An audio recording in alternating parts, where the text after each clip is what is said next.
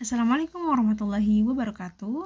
Halo, perkenalkan saya Nisyawanti Nabila Fatma Kusumali Sasra dari Fakultas Hukum Universitas Surya Kencana semester 3.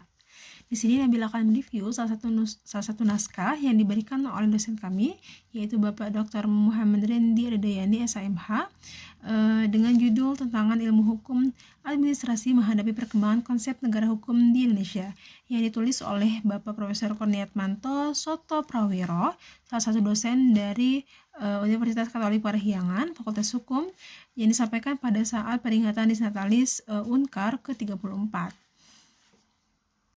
Dan di mana pada intinya semua yang disampaikan oleh beliau di naskah ini, beliau menjelaskan mengenai bagaimana kondisi hukum saat itu tahun 1980-an. Beliau pun menjelaskan bagaimana atau kemana arah yang seharusnya hukum Indonesia itu berjalan, juga menjelaskan bagaimana tujuan atau peran juga fungsi dari hukum administrasi negara ini dalam memajukan hukum di Indonesia. Pada awal naskah ini, beliau menjelaskan bahwa hukum pertama-tama bertujuan untuk menyelenggarakan atau menciptakan ketertiban, di mana ketertiban ini pada gilirannya merupakan syarat pokok bagi adanya suatu masyarakat manusia yang teratur. Dan untuk mencapai ketertiban itu, diselenggarakanlah kepastian hukum. Yang dimana apabila kepastian hukum dan ketertiban hukum ini tidak dijalankan di sebuah negara khusus Indonesia, maka manusia atau masyarakat di dalamnya akan menemukan kesulitan atau mengembangkan kemampuannya dengan sebaik-baiknya di dalam lingkungannya.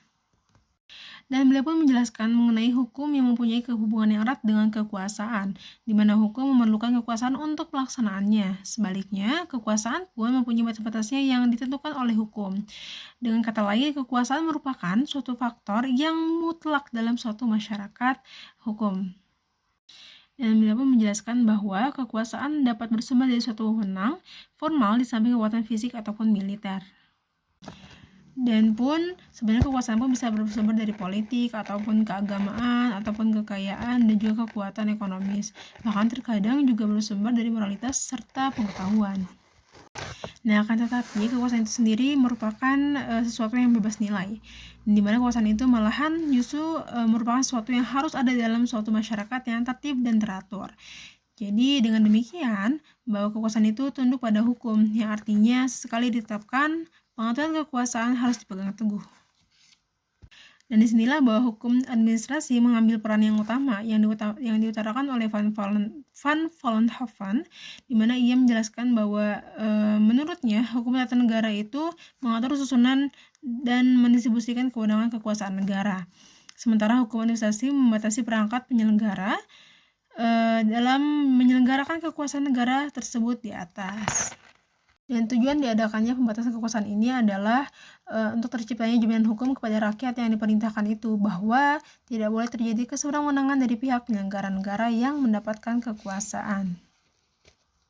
Nah, karena demikian, di samping mengatur pembatasan kekuasaan, perangkat penyelenggara negara, hukum administrasi negara juga harus mengatur berbagai kewajiban yang harus ditaati oleh rakyatnya. Yang dengan hakikat sesuai dengan bagaimana sistem negara kesejahteraan yang memberikan perluasan kewenangan bertindak kepada pihak penyelenggara negara dalam rangka penyelenggaraan kesejahteraan rakyat itu sendiri. Dan cukup sekian review atau sedikit resume dari naskah yang telah saya baca. Terima kasih. Wassalamualaikum warahmatullahi wabarakatuh.